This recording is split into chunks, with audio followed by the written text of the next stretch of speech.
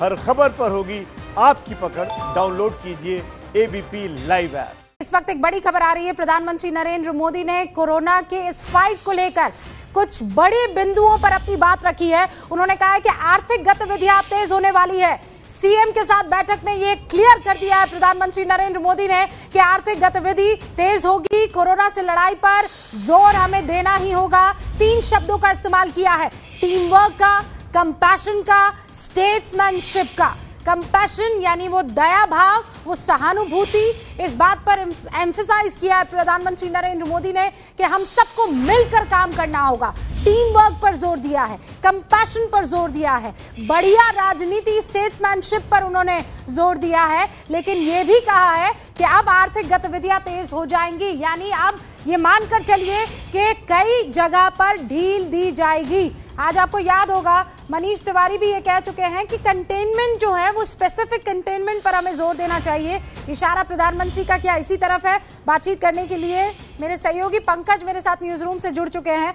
पंकज, इसके माने क्या है? आर्थिक गतिविधियां तेज होगी, इसका मतलब ये कि ढील और दी जाएगी अब?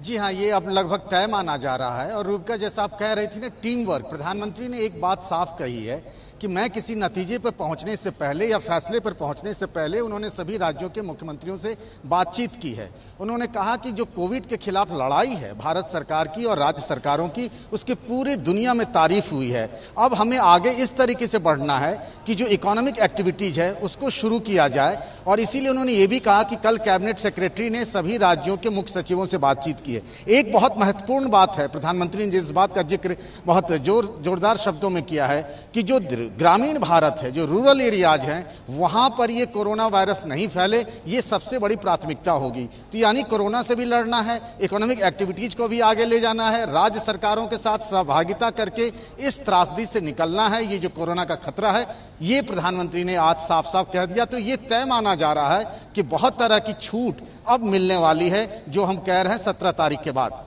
एक स्ट्रांग मेरे ख्याल से दिशा निर्देश भी दिए जाएंगे प्रधानमंत्री नरेंद्र मोदी की तरफ से। पहले भी एमएचए की तरफ से इस तरीके की गाइडलाइंस आई है, लेकिन कब तक हम इंतजार कर सकते हैं कि क्लियर हो जाएगा कि 17 तारीख के बाद क्या?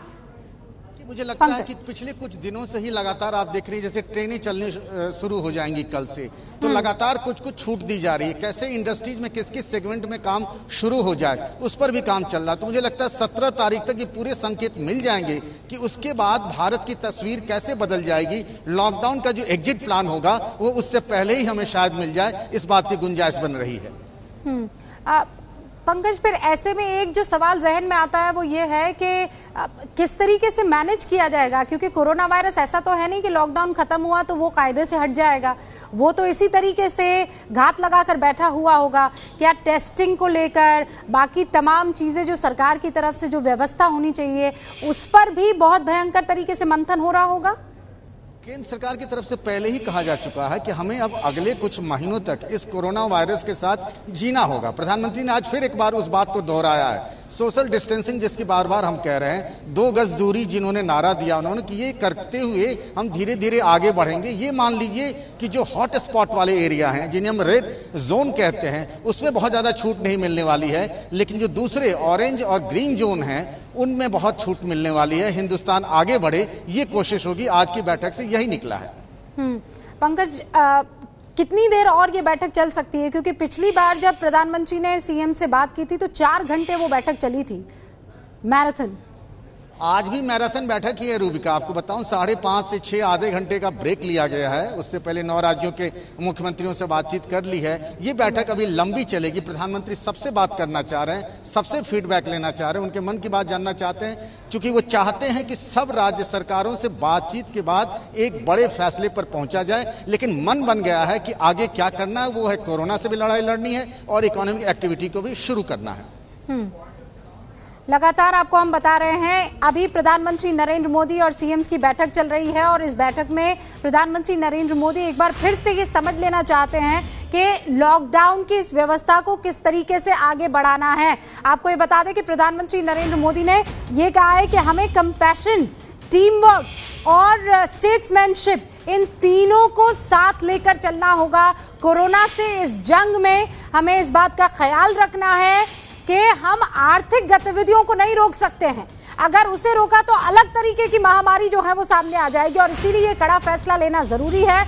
आर्थिक गतिविधियों में तेजी आएगी। प्रधानमंत्री नरेंद्र मोदी ने साफ तौर पर ये निर्देश तो नहीं दिए, लेकिन कहीं ना कहीं इस तरफ इशारा जरूर कर दिया है।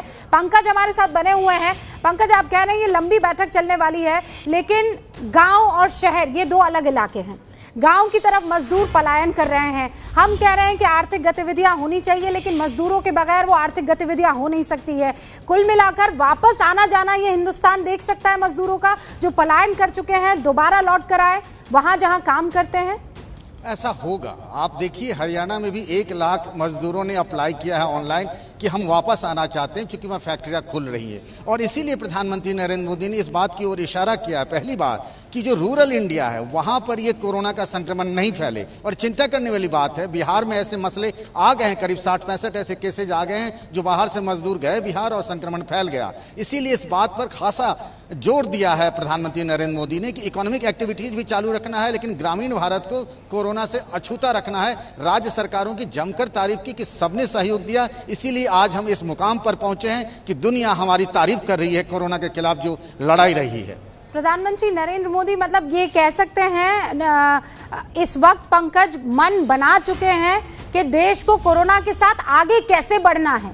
हम पहले भी कह रहे थे कि फेज वाइज जो है छूट मिलना शुरू हो जाएगी, अलग अलग जोन में देश को बांट लिया जाएगा, लेकिन अब वो विचित्र स्थिति आ गई है जहां पर दोनों को साथ लेकर चलना होगा, जान को भी और जहान को भी।